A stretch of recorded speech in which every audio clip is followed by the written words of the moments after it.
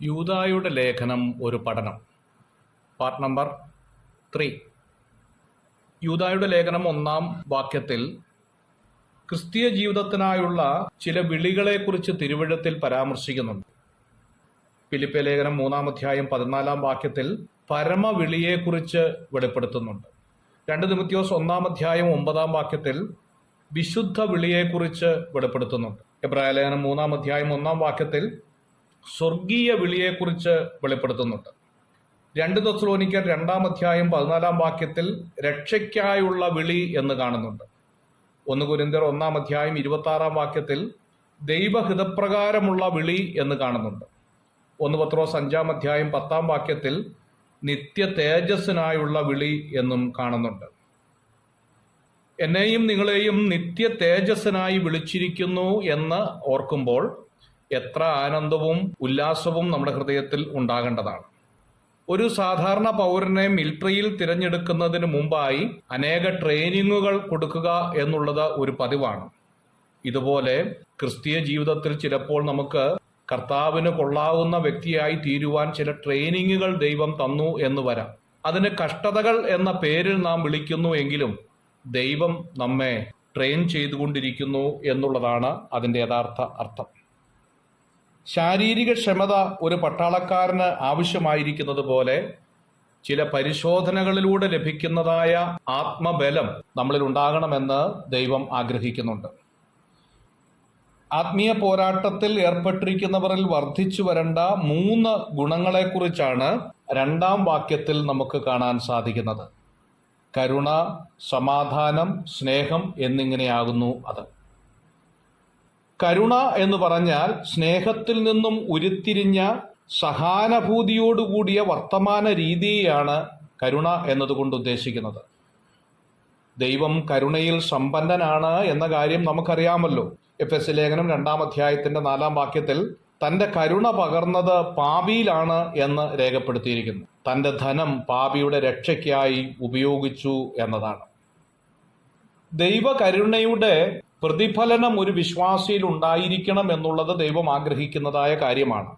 വർഷങ്ങൾക്ക് മുമ്പ് മിഷൻ പ്രവർത്തനവുമായി വന്ന ഗ്രഹാം സ്റ്റെയിൻസ് എന്ന് പറയുന്ന കർത്താവിന്റെ ദാസനെ സുവിശേഷ വിരോധികൾ ചുട്ടുകൊന്നു കളഞ്ഞപ്പോൾ അടുത്ത ദിവസം അദ്ദേഹത്തിന്റെ ഭാര്യ ലോകത്തോട് ഒരു പ്രസംഗം നടത്തിയതായി കാണും. എന്റെ ഭർത്താവിനെയും മക്കളെയും കൊന്ന ഘാതകരോട് ഞാൻ ക്ഷമിച്ചിരിക്കുന്നു എന്നായിരുന്നു ആ പ്രസംഗം. ലോകത്തെ മുഴുവനും കിടുകിട വിറപ്പിച്ചതായിരിക്കുന്ന ആ പ്രസംഗത്തിന്റെ ശക്തി ദൈവകരുണയിൽ നിന്ന് പകർന്നു ലഭിച്ചതാണ് എന്ന് നമുക്ക് മനസ്സിലാക്കാം. ദൈവവിശ്വാസികളായിരിക്കുന്ന ഞാനും നിങ്ങളും സഹവിശ്വാസികളോടും പ്രിയപ്പെട്ടവരോടും കരുണ ഉള്ളവർ ആയിരിക്കാൻ ദൈവം ആഗ്രഹിക്കുകയാണ്. 2-ാമത്തത് സമാധാനം എന്നതാണ്. റോമാലേഖനം 5-ാം അധ്യായത്തിന്റെ 1-ാം വാക്യവും യെശയ്യാ പ്രവചനം 26-ാം അധ്യായത്തിന്റെ 3-ാം വാക്യവും എബ്രായ ലേഖനം 12-ാം അധ്യായം 14-ാമത്തെ വാക്യവും ഇതിനോടുള്ള ബന്ധത്തിൽ വായിക്കുന്നത് നന്നായിരിക്കും. എബ്രായ ഭാഷയിൽ യഹോവ ഷാലേം എന്നാണ് സമാധാനത്തിന് ഉപയോഗിച്ചിരിക്കുന്ന വാക്ക്. യഹോവ നമുക്ക് സമാധാനം എന്നാണ്. ഗിദെയോൻ പണിത യാഗപീഠത്തിന് ഇതേ പേരായിരുന്നു കൊടുത്തത് എന്ന് ന്യായാധിപന്മാരുടെ പുസ്തകം 6-ാം അധ്യായത്തിന്റെ 24-ാം വാക്യത്തിൽ കാണുന്നുണ്ട്. എല്ലാവരോടും സമാധാനം ആചരിക്കണം എന്നാണ് ദൈവം ആഗ്രഹിക്കുന്നത്. എബ്രായ ലേഖനം 12-ാം അധ്യായത്തിന്റെ 14-ാമത്തെ വാക്യം, എന്റെ സമാധാനം ഞാൻ നിങ്ങൾക്ക് തന്നേച്ചു പോകുന്നു എന്ന് യോഹന്നാന്റെ സുവിശേഷം 14-ാം അധ്യായത്തിന്റെ 27-ാം വാക്യത്തിലും കാണുന്നു. ലോകത്തിൽ നാം ജീവിക്കുമ്പോൾ സ്വന്തം സമാധാനം അനുഭവിക്കുന്നവരായിരിക്കുക മാത്രമല്ല, മറ്റുള്ളവർക്ക് സമാധാനം കൊടുക്കുന്നവരുമായിരിക്കണം എന്ന് ദൈവം ആഗ്രഹിക്കുന്നു.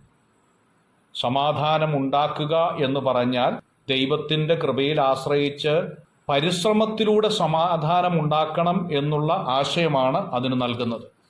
ദൈവമക്കളായിരിക്കുന്ന ഞാനും നിങ്ങളും സമാധാനമില്ലാത്ത മേഖലകളിൽ സമാധാനം ഉണ്ടാക്കാനാണ് ശ്രമിക്കേണ്ടത്. 3-ാമത്തെ കാര്യം സ്നേഹത്തെക്കുറിച്ചാണ് പറയുന്നത്. അഗപ്പെ എന്ന ഗ്രീക്ക് വാക്കാണ് ഇതിന് ഉപയോഗിച്ചിരിക്കുന്നത്. ദൈവം സ്നേഹം തന്നെയാണ്. സ്നേഹത്തിൽ വസിക്കുന്നവൻ ദൈവത്തിൽ വസിക്കുന്നു, ദൈവം അവനിലും വസിക്കുന്നു എന്ന് യോഹന്നാന്റെ ലേഖനം 4-ാം അധ്യായം 16-ാം വാക്യത്തിൽ നാം കാണുന്നു. യൂദ 3 പ്രാവശ്യം ലേഖനത്തിൽ സ്നേഹം എന്ന വാക്ക് ഉപയോഗിച്ചിട്ടുണ്ട്. 3-ാമത്തെ വാക്യം 12-ാമത്തെ വാക്യം, 21-ാമത്തെ വാക്യം. ഇവിടെയെല്ലാം അഗപ്പെ എന്ന ഗ്രീക്ക് വാക്കാണ് ഉപയോഗിച്ചിരിക്കുന്നത്. ദൈവത്തിൻ്റെയും ക്രിസ്തുവിൻ്റെയും മനുഷ്യനോടുള്ള സ്നേഹത്തെയാണ് അഗപ്പെ എന്ന വാക്കുകൊണ്ട് ഉദ്ദേശിക്കുന്നത്. God bless you.